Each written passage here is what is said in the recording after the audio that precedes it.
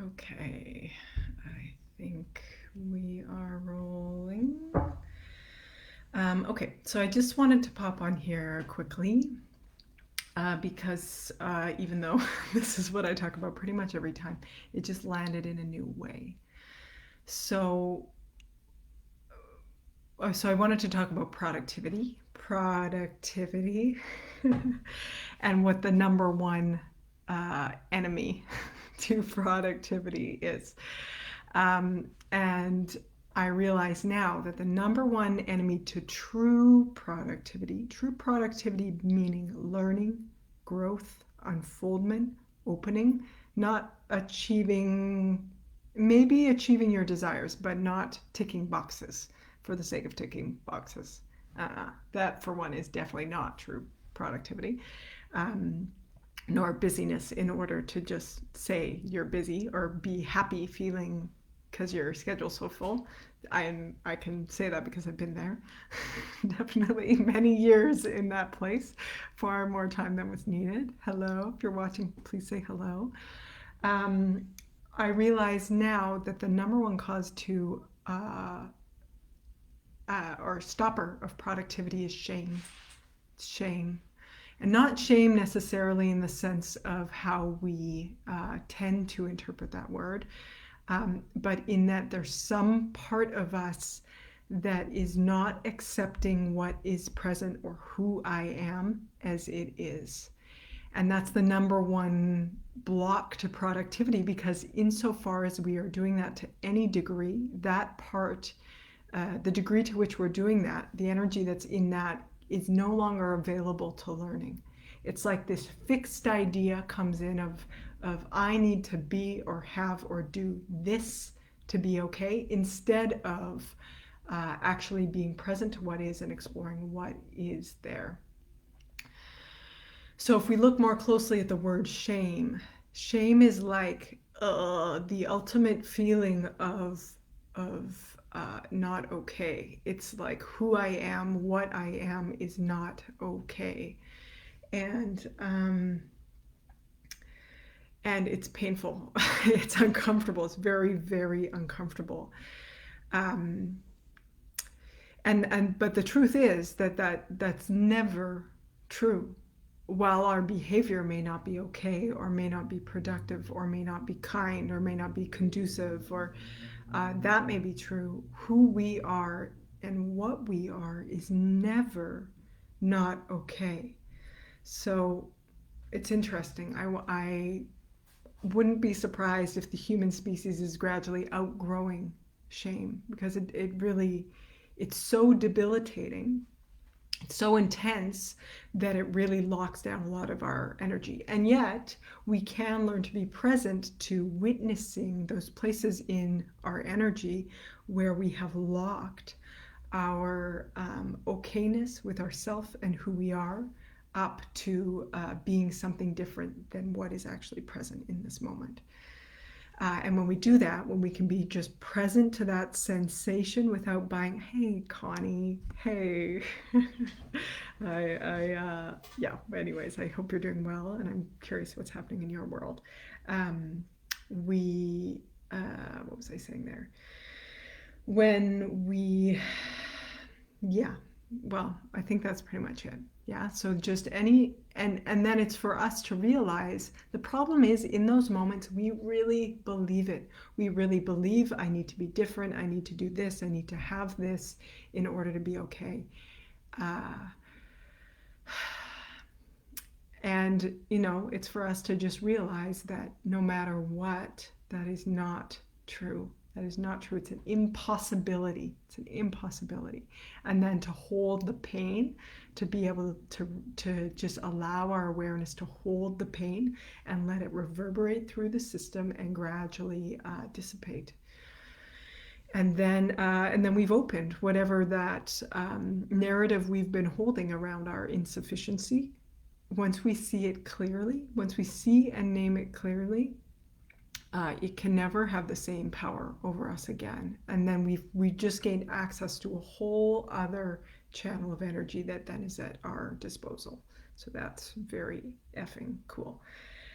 Um, Yeah, I just wanted to speak a little bit more specifically about how this underlying shame, which again, shame maybe isn't the best word, but that's what it is in the end. But it's a belief that we need to be different than we are, is the underlying thing. Causes both avoidance and overwork, and in our world, maybe more so the overwork, right? It's like, and when we can see that the uncomfortable feeling triggers the behavior to like do, or um, start ticking those boxes. And you'll know this is true for you if on those times when you don't tick the box, this was absolutely true for me, on those days where I wasn't ticking boxes, I was just anxious.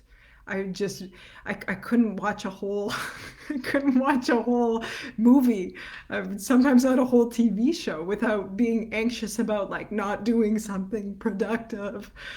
Um, what I didn't realize was that the very act of responding to that anxiety was counter productivity, right? Whereas if I had just rested into it, felt into, okay, what's the fear underneath this? What is the fear?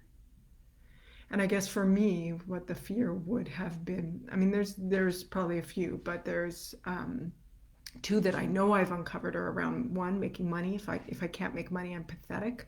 That was one I held. Another one was if I'm not helping, I'm worthless.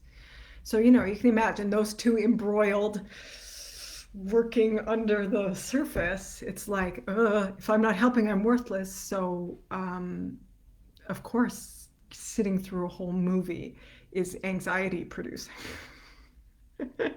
right? So, silly humans, very silly. Anyways, so okay, and then so that's one way. So our productivity can absolutely, the need to do, that compulsive need to do, can absolutely be driven out of a sense of incompleteness in who we are already. Now, another fear that sometimes comes up is like, well, if I'm complete as I am I actually ever going to do anything? And I would challenge you to take, if that is a storyline that you hold, I challenge you to take that on. What happens? Maybe you don't. Maybe you don't. But in my experience, what happens is once I experience the completeness of who I am, my deeper desires actually have room to emerge into my awareness, and then I actually have the effing courage and energy to follow those and put those out there for once, because I'm no longer questioning my value or making my value dependent on already being something else, right? So that's my experience when I actually stop following that knee-jerk reaction into productivity and instead let myself rest into the value and perfection of completeness and completeness of that which already is. Do say hello it'd be lovely to know who's out there. If you haven't already, Connie, don't know if you're still watching, and if you are, that's great. Okay, then I wanted to, oh yeah, so the other end of the spectrum is avoidance, right? So sometimes we don't want to come out of action because we're afraid we're going to fall into avoidance. So, but we know we're in avoidance when what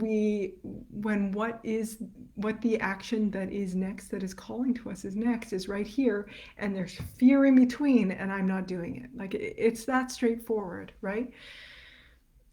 And basically, if I'm not getting what I want, if my desires are not being fulfilled, I am avoiding. I'm either avoiding the action, or I'm taking the wrong action out of a compulsive drive to be productive, instead of a genuine resting into the knowing of my own value, and then allowing the true desire and the most meaningful action to emerge out of that.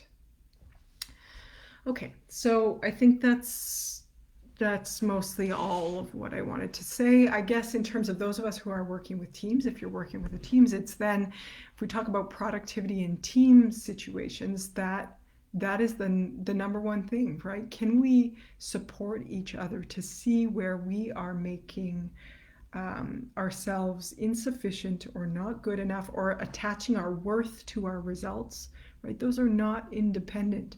Sometimes so our results might reflect our own connection with our worth, but our results are not our worth. So I hope that makes sense. I'm going to say that one more time. Our results can reflect your results do reflect your own connection to your worth. Because if we're connected to our worth, we don't allow ourselves to not get the result, because there's no reason to. And yeah, it might take a bit longer, it might take a bit less time, but there is no reason to not get the result. There is not. And when we're connected to our worth, we know that. And we're not believing the other storylines that are running. So we take the right action to move towards it. Yeah. Okay. I think I'll leave that here. Thanks for watching. If you have comments, questions, your own experience, I'd love to see and hear what those are. I'm just checking, did I complete that last thought about avoidance? Oh yeah, we know we're avoiding because fear is on the edge of the avoidance. So yeah, and if you have questions about how to meet or move through that, put them in and I'll reach out. Okay, big love. Hope everybody is having a beautiful Friday evening, afternoon, and has a beautiful weekend ahead. Okay, bye for now.